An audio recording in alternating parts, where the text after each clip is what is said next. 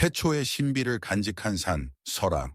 예부터 설산, 설봉산이라 불리며 사계절 내내 장엄한 위용을 뽐내는 이 산의 심장부, 깎아지른 듯한 화강암, 봉우리와 태고의 계곡 사이에 하늘과 가장 가까운 암자, 봉정암이 자리하고 있습니다. 해발 1244m, 부처님의 진신사리를 모신 5대 정멸보궁 가운데 가장 높은 하늘 아래 성지입니다. 이곳은 단순히 풍광 좋은 산사의 개념을 넘어 살아생전 한 번은 꼭 가봐야 할 성지이자 수많은 불자들의 마지막 염원이 닿는 곳으로 불립니다. 천상의 화원이라 불리는 설악산 소청봉 아래 봉황이 부처님의 이마 형상을 한 바위로 사라졌다는 신비로운 전설을 품고 있습니다. 봉정암으로 향하는 길은 단순한 산행이 아닙니다. 그것은 속세에서 짊어진 무거운 짐과 번뇌를 한 걸음마다 내려놓고 오롯이 진정한 나를 찾아 떠나는 고행과 깨달음의 순례길입니다. 이 험준하고도 성스러운 길을 따라 1400년의 역사를 오롯이 품고 있는 봉정암의 심장부로 들어가 그 깊은 의미와 가치를 탐구하고자 합니다. 봉정암의 역사는 신라의 삼국 통일이라는 거대한 역사의 소용돌이 속으로 거슬러 올라갑니다. 7세기 선덕 여왕의 시대는 밖으로는 고구려, 백제와의 치열한 항쟁으로 국운이 위태로웠고 안으로는 백성의 마음을 하나로 모아야 하는 절체절명의 과제를 안고 있었습니다. 선덕 여왕은 불교의 힘을 통해 국가적 위기를 극복하고 백성의 마음을 하나로 모아 이 땅에 부처님의 가르침이 실현되는 불국토를 이루고자 했습니다. 이 시대적 소명을 짊어진 인물이 바로 신라 불교의 큰 스승이었던 자장율사입니다. 진골 귀족 출신으로 막강한 권세와 부를 누릴 수 있었으나 일찍이 부귀영화를 뜬구름처럼 여기고 출가의 길을 택한 자장. 그는 선덕 여왕 5년인 636년 부처님의 진정한 법을 구하기 위해 제자 여러 명과 함께 험난한 서해 백길에 올라 당나라로 향합니다. 당시의 항해는 목숨을 건 모험이었으나 구도의 열망은 그 모든 두려움을 이겨내게 했습니다. 당나라의 수도 장안에 도착한 그는 태종의 환대를 받으며 불법을 탐구했고 마침내 그의 최종 목적지인 당나라 불교의 성지 오대산으로 향합니다. 오대산은 지혜의 상징인 문수보살이 상주하는 곳으로 알려진 영산이었습니다.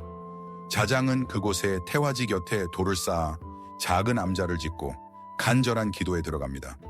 그의 지극한 정성에 감응한 문수보살은 꿈에 나타나 네 구절의 개송을 내려주고 이윽고 현실에서 직접 그를 친견하는 영험을 체험하게 됩니다. 이때 문수보살은 자장에게 너희 나라의 동북방 명주 경계에 있는 설악산은 1만 불보살이 상주하는 곳이니 그곳에 나의 진신을 모시고 불법을 널리 펴라 하고 이르며 부처님의 정골사리, 치아사리 그리고 부처님이 직접 입으셨던 붉은 가사 한 벌, 즉 금난가사를 하사합니다. 이는 단순한 불교 유물이 아닌 부처님의 지혜와 자비가 그대로 담긴 법신의 상징이었습니다. 643년 자장율사는 이 성스러운 불사리를 모시고 신라로 돌아옵니다.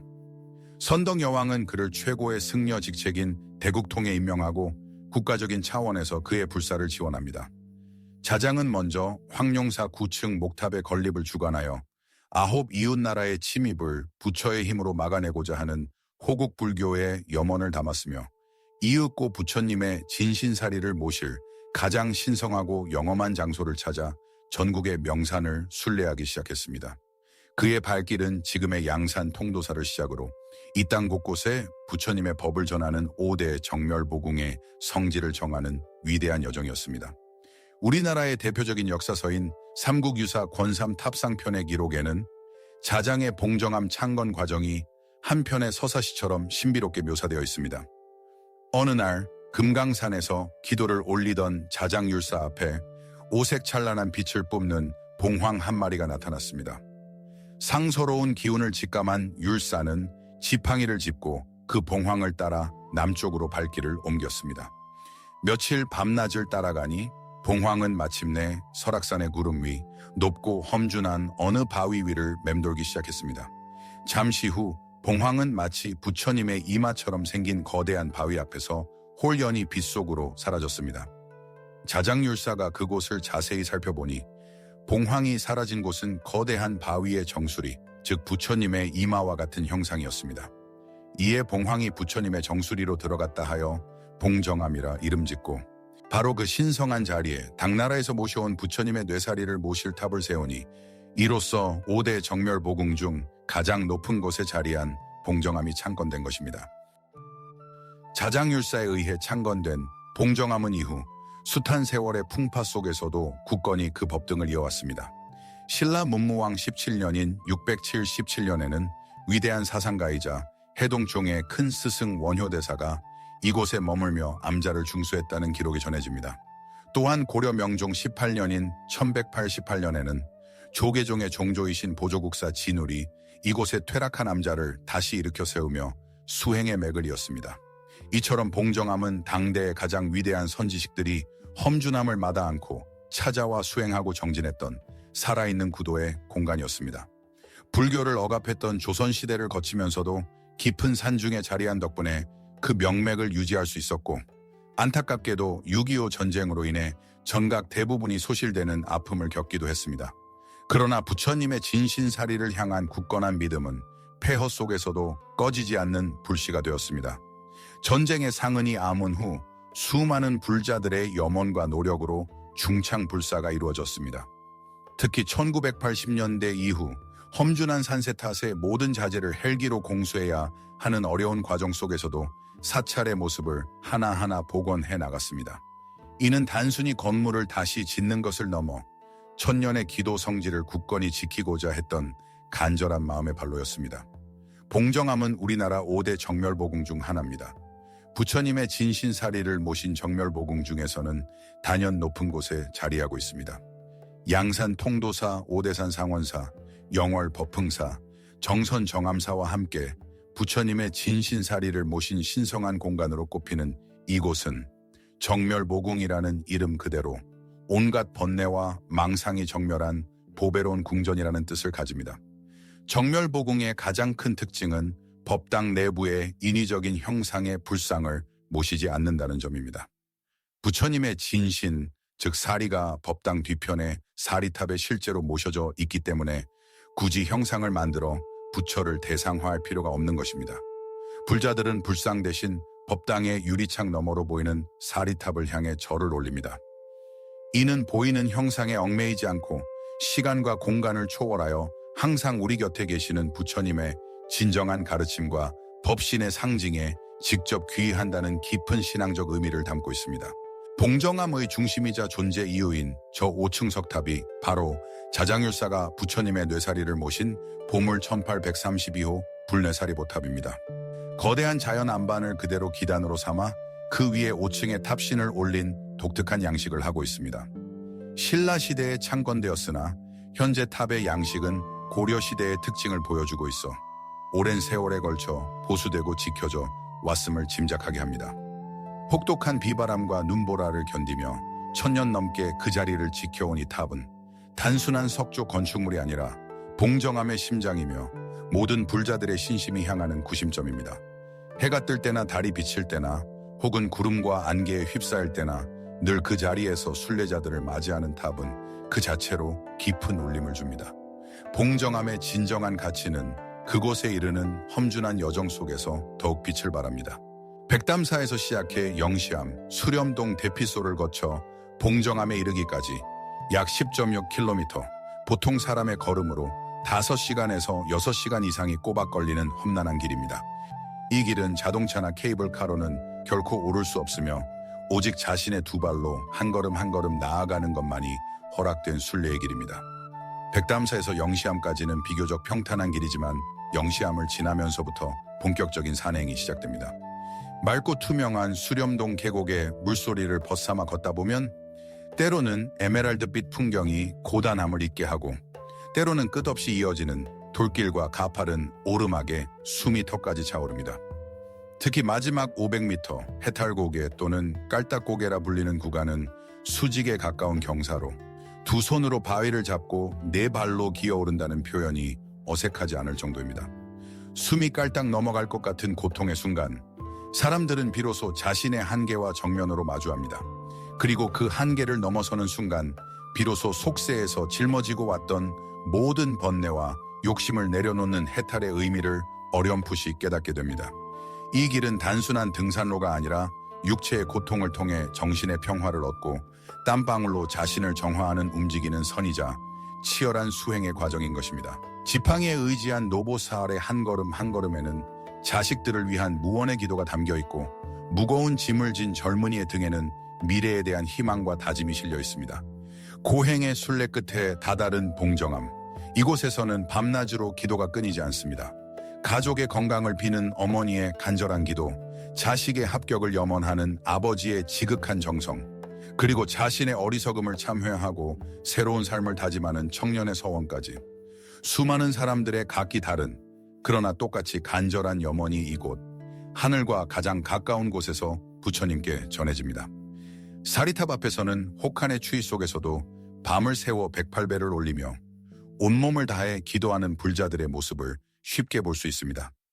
그들의 거친 숨소리와 흐르는 눈물은 가장 순수하고 진실된 마음의 표현일 것입니다. 험난한 여정 끝에 올리는 108배는 횟수가 아닌 그 간절함 자체에 의미가 담겨 있으며 그 자체로 온몸으로 올리는 위대한 기도입니다. 봉정암으로 향하는 길은 단순히 과거로의 시간 여행이 아니라 사계절의 변화 속에서 자연의 위대함과 하나가 되는 살아있는 경험이기도 합니다. 봄, 여름, 가을, 겨울 각 계절은 봉정암을 찾는 이들에게 저마다 다른 색깔의 감동과 깨달음을 선사합니다. 봄의 봉정암은 생명의 경이로움 그 자체입니다. 혹독한 겨울을 이겨낸 설악의 골짜기에서 피어나는 연두빛 새싹과 진달래, 철쭉의 분홍빛 물결은 순례자의 고단한 발걸음에 희망과 생기를 불어넣습니다. 천상의 화원이라 불리는 소청봉과 봉정암 주변은 온갖 야생화가 앞다투어 피어나며 겨울잠에서 깨어난 계곡의 물줄기는 더욱 힘차게 흘러내려 생명의 소리를 들려줍니다. 이 시기의 봉정암 순례는 새로운 시작과 깨어남의 의미를 되새기게 합니다. 여름의 봉정암은 짙은 녹음과 함께 맑고 시원한 계곡물이 순례자들을 맞이합니다. 쏟아지는 장대비 속에서 봉정암에 오르면 구름이 봉우리 사이를 휘감고 지나가는 신비로운 풍경을 마주하게 됩니다. 폭우가 쏟아진 후 맑게 갠 하늘 아래 푸른 숲과 계곡은 더욱 선명하고 생동감 넘치는 모습으로 그 위용을 뽐냅니다. 봉정암 처마 밑에 앉아 빗소리를 들으며 명상에 잠기면 복잡했던 마음이 씻겨 내려가는 듯한 평온함을 느낄 수 있습니다. 자연의 장엄함 속에서 인간은 한없이 작은 존재임을 깨닫고 겸손의 의미를 배울 수 있습니다. 가을의 봉정암은 단풍이라는 불꽃놀이로 순례자들을 매혹합니다. 백담사 계곡을 따라 펼쳐지는 오색 단풍은 한 걸음마다 감탄을 자아내게 합니다. 붉고 노란 단풍잎이 바람에 흔들리며 떨어지는 모습은 삶의 덧없음과 아름다움을 동시에 일깨워줍니다. 봉정암 5층 석탑을 배경으로 펼쳐지는 만산홍엽은 그야말로 절경 중의 절경으로 순례의 고행을 잊게 할 만큼 황홀한 풍경을 선사합니다. 가을은 봉정암 순례의 절정기로 많은 이들이 이 아름다운 경치를 보기 위해 험난한 길을 마다하지 않습니다. 그리고 겨울, 봉정암은 눈으로 덮여 세상과 완전히 단절된 듯한 고요 속으로 들어갑니다. 겨울 봉정암의 설경은 그 어떤 미사역으로도 표현하기 어려운 장엄한 아름다움을 지니고 있습니다. 흰 눈이 쌓인 바위 봉구리들은 신비로운 설산의 비경을 연출하며 순례자의 발자국만이 눈 위에 유일한 흔적을 남깁니다. 겨울은 고독한 수행의 시간입니다. 모든 것이 정지한 듯한 침묵 속에서 순례자들은 오롯이 자신에게 집중하며 내면의 소리를 듣게 됩니다. 거친 바람과 혹독한 추위는 육체적 고통을 주지만 그 고통을 이겨낸 후 얻는 평화와 깨달음은 그 어떤 계절보다 깊습니다. 이처럼 봉정암 순례는 단순히 오르내리는 행위가 아니라 자연의 순환과 변화를 온몸으로 느끼고 그 속에서 진정한 의미를 찾아가는 수행의 과정입니다. 봉정암에 오르면 우리는 자연의 일부가 되어 계절의 흐름 속에서 삶과 죽음, 그리고 존재의 의미를 탐구하게 됩니다. 봉정암은 단순히 관광지가 아닌 살아 숨 쉬는 수행 도량입니다. 이곳의 스님들은 일반 사찰과 달리 외부와의 교류가 단절된 환경 속에서 더욱 철저하게 수행에 전념합니다. 그들의 하루는 새벽 예불부터 시작해 공양, 울력, 그리고 밤늦은 시간까지 이어지는 참선과 정진으로 채워집니다. 전기도 인터넷도 부족한 이곳에서 그들은 자연의 시간 흐름에 맞춰 살아가며 외부의 번뇌로부터 멀어진 채 오직 깨달음을 향한 구도에 매진합니다. 이런 스님들의 고요하지만 치열한 삶의 모습은 순례자들에게 깊은 감동과 함께 삶의 방향을 돌아보게 하는 거울이 되어줍니다. 봉정암에서 머무르는 동안 순례자들은 산사의 일상에 자연스럽게 동화됩니다. 새벽의 차가운 공기 속에서 들려오는 목탁 소리, 조심스러운 발걸음 소리, 그리고 고즈넉한 풍경은 모든 감각을 깨웁니다. 좁은 공간에서 다른 사람들과 함께 잠을 청하고 소박한 공양을 나누며 소소한 행복을 발견합니다. 봉정암에서의 모든 경험은 욕망과 소유에 대한 집착을 내려놓고 삶의 본질적인 가치를 다시금 생각하게 하는 계기가 됩니다. 가장 적은 것을 가졌을 때 가장 풍요로울 수 있다는 역설적인 진리를 봉정암은 온몸으로 증명합니다. 봉정암은 또한 불교의 중요한 의례 중 하나인 산사순례의 의미를 되새기는 곳입니다. 순례는 단순히 몸을 움직이는 행위가 아니라 부처님의 가르침이 깃든 성지를 직접 찾아가 몸과 마음으로 진리를 체득하는 과정입니다. 고행의 길을 통해 신체적 한계를 극복하고 그 과정에서 일어나는 번뇌와 마주하며 최종적으로는 깨달음의 기쁨을 맛보는 것입니다. 봉정암까지의 험난한 여정은 우리 인생의 축소판과 같습니다. 끊임없이 나타나는 장애물과 포기하고 싶은 순간들을 이겨내야만 비로소 정상에 도달할 수 있습니다. 정상에 다다른 순간 우리는 단순히 한 본구리를 정복한 것이 아니라 우리 자신과의 싸움에서 승리한 것입니다. 이러한 순례의 의미는 봉정암의 중심인 불뇌사리보탑 앞에서 정점을 이룹니다. 수많은 불자들이 사리탑 앞에서 땀과 눈물을 흘리며 절을 올리는 모습은 인간의 가장 순수한 신앙심을 보여줍니다. 봉정암은 이처럼 우리에게 다양한 의미와 가치를 선사합니다. 때로는 자연의 아름다움으로 위로를 주고, 때로는 고행의 길을 통해 자신을 돌아보게 하며, 때로는 삶의 의미를 깨닫게 하는 영적인 가이드 역할을 합니다. 봉황이 부처님의 정수리로 들어간 곳, 그 신성한 땅에는 1000년이 넘는 세월 동안 변치 않는 믿음과 간절한 염원이 쌓여 있습니다. 그것은 종교적 믿음을 넘어 인간 존재의 근원에 대한 깊은 질문을 던지고 스스로 답을 찾게 하는 성스러운 공간입니다. 봉정암, 순례는 우리에게 묻습니다. 당신은 무엇을 위해 그토록 치열하게 살아가고 있는가? 당신의 마음속 가장 간절한 소망은 무엇인가? 설악의 정상, 거친 바람 속에서도 묵묵히 1000년의 세월을 지켜온 봉정암, 5층 석탑처럼 우리 역시 저마다의 간절한 소망을 품고 치열한 삶의 순례길을 걷고 있습니다. 그 길이 험하고 고될지라도 봉정암에서의 하루가 그곳까지 오르며 흘렸던 땀방울이 우리에게 작은 위로와 큰 깨달음을 주리라 믿습니다. 봉황이 품은 성지 봉정암, 그곳에는 부처님의 가피와 함께 스스로를 이겨낸 순례자들의 위대한 이야기가 오늘도 살아 숨쉬고 있습니다.